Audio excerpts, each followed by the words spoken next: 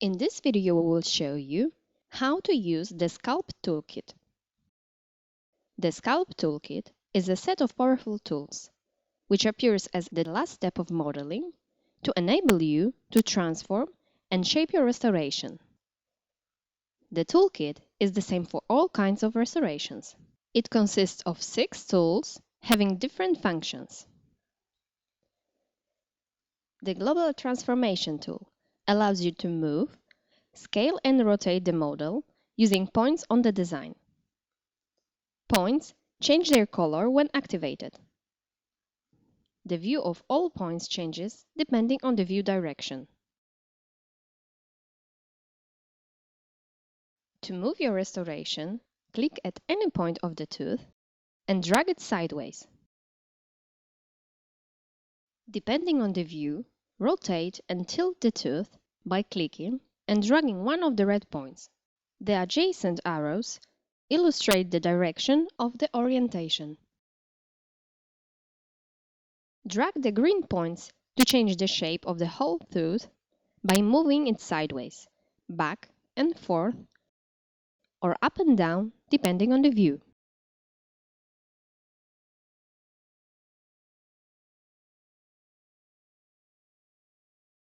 Holding down the control button switches the scaling mode from one directional to proportional.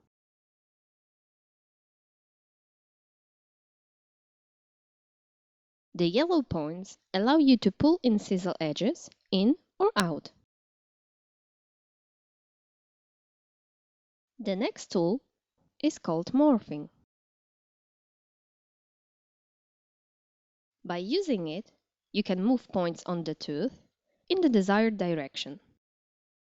The net around a cursor shows in what direction the morphing is applied, and a green circle shows the affected area. Hover over the point and scroll mouse wheel to change the radius of the affected area, or use a slider in the Design Tools window. Points are divided into different color groups, and you can drag them separately or press down Shift to move the entire control points group. Change the radius around the entire group by holding Shift and scrolling the mouse wheel. Hold Control button and move your mouse up and down to move the chosen point along one line.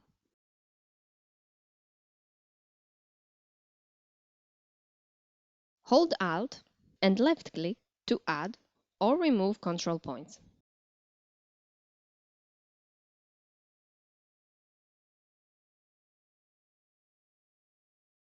The next tool is called the wax knife. Use the wax knife tool to add and remove material to the design and to smooth its surface. Choose one of the 3 options and click on the design to apply the operation.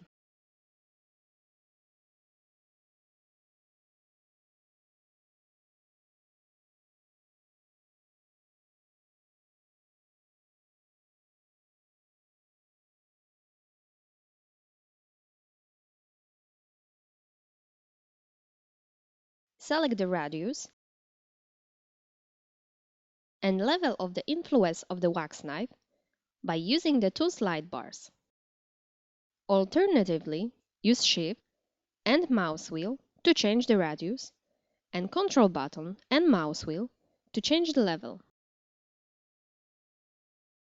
Apart from those 3 buttons, the wax knife also has the threshold buttons that limits adding and removing material to the value set with the sliding bar. Threshold can be measured from the preparation scan to get a very tight or a loose contact point.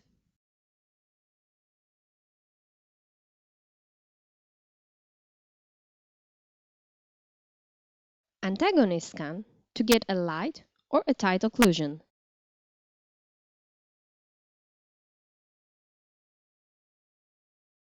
Die interface,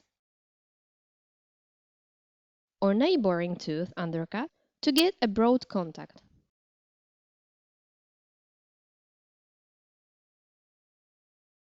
Settings for every button in the wax knife tool can be set. First, select a button and the radius, then the level value, press the Save button, and a number under which you would like to save it. The Attachment tool allows you to place an attachment to the restoration for any indication. In the attachment settings, you can select Group of Attachment and its type, as well as set default orientation. For example, the insertion direction. The chosen attachment can be set in the desired place and modified by using spheres.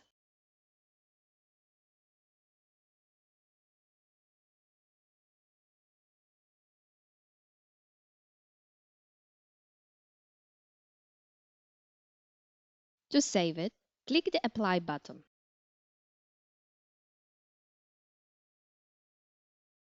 The Plane Cut tool allows you to cut your restoration with a plane, using similar handling as for 2D cross-section.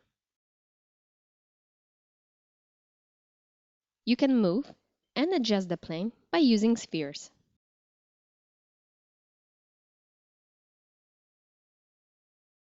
The Smoothing parameter lets you adjust the amount of smoothing of the cut edges with the slide.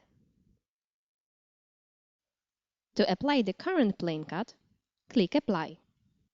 In case of two neighboring teeth being modeled, you can check the Cut Between Teeth checkbox and define a width of the cut in the space field. The last tool in the Sculpt toolkit is called the Operations and Parameters tool.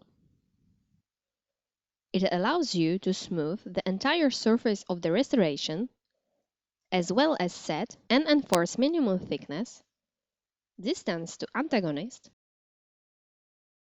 precise cut to antagonist, and distance to neighbors. After setting the necessary parameters in the box, press Apply. Now you know how to use the Sculpt toolkit. Thank you for watching.